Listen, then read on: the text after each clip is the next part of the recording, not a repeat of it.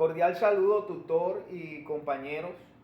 Pues, mi nombre es Luis Eduardo Ruiz, estudiante de Ingeniería Electrónica en la Universidad Nacional Abierta y a Distancia, con SEAT en Valledupar. Este momento, continuando con el paso número 4, a través de la exposición de la cultura, su alcance y su perspectiva. Podemos entonces decir que en esencia la cultura representa el conjunto de valores, creencias, tradiciones y costumbres que caracterizan a una sociedad.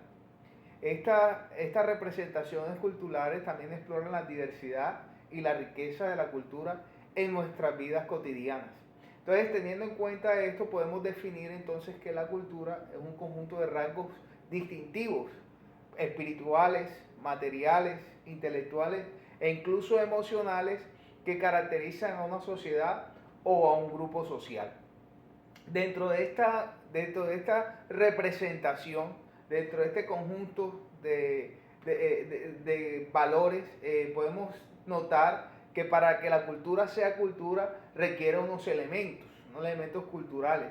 Estos elementos lo que hacen es que reflejan la historia, valores y expresiones de un grupo humano. Estos elementos pueden ser, si quisiéramos de pronto nombrar algunos, podemos hablar acerca de las normas, ¿verdad? En las diferentes culturas existen normas y, por ejemplo, nosotros estamos aquí en el Cesar, en mi caso particular que estoy en el Cesar, tenemos grupos indígenas, ¿verdad? Que mantienen unas normas de acuerdo a su cultura.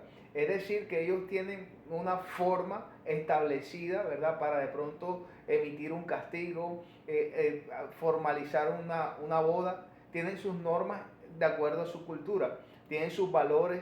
El lenguaje es un elemento fundamental porque a través de la cultura distintas formas de comunicación entre el lenguaje pueden hacer una diferencia significativa.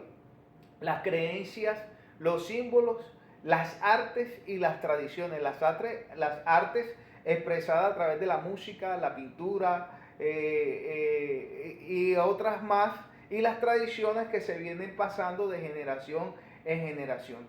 Este proceso cultural cumple unas funciones que podríamos decir específicas dentro del grupo social o dentro del grupo en el que nos encontremos. Esto es indispensable porque proporciona identidad colectiva. También puede transmitir conocimientos y valores. Ahorita lo estábamos mencionando acerca de las generaciones en generaciones se transmiten esos valores y esos conocimientos. También dentro de sus funciones es facilitar la comunicación, fortalecer también la cohesión social e influir en la forma en que las personas perciben el mundo y se relacionan entre sí.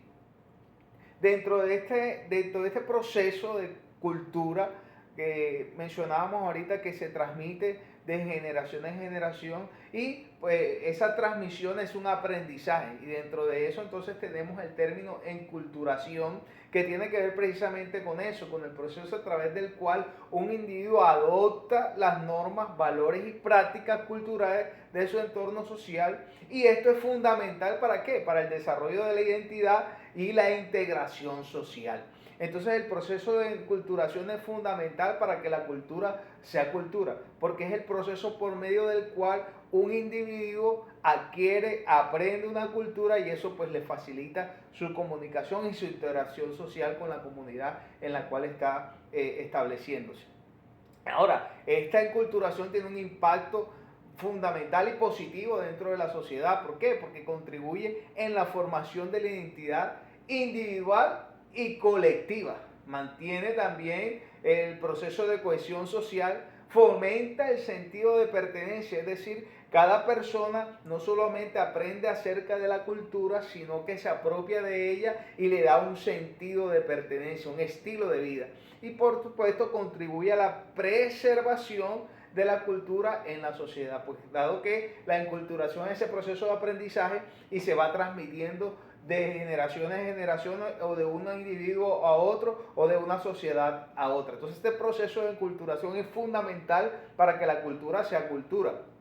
Entonces podemos, por ejemplo, establecer unos ejemplos acerca de la enculturación, y es la transmisión de tradiciones familiares a través de generación. Por ejemplo, rituales, diversos rituales culturales, el tema de religión, el tema político, incluso podemos hablar acerca de temas deportivos como la afición hacia un deporte o un equipo específico. Entonces, estos serían ejemplos acerca de la enculturación, porque esto se va aprendiendo y se va transmitiendo de generación en generación.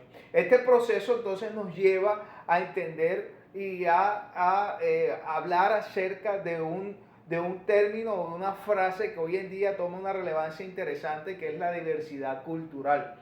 ¿Por qué? Porque la diversidad cultural es una coexistencia de diferentes formas de vida, de diferentes formas de valores, creencias y expresiones culturales en una sociedad que se distingue entre sí a través de un conjunto de expresiones que son, por ejemplo, propias de tal cultura. Esta diversidad, ¿verdad?, de valores, de creencias, de expresiones, lo que promueve es el respeto, la inclusión y la aceptación de la pluralidad. Es interesante porque hoy, en pleno siglo XXI, hemos aprendido a través de la globalización, el internet, las redes sociales, a interactuar con diferentes culturas, a interactuar con diferentes sociedades, mantener el respeto. Por ejemplo, en el caso particular, yo trabajo en un lugar donde nuestro equipo de trabajo es bastante numeroso, y allí nos encontramos con personas de distintas zonas del país,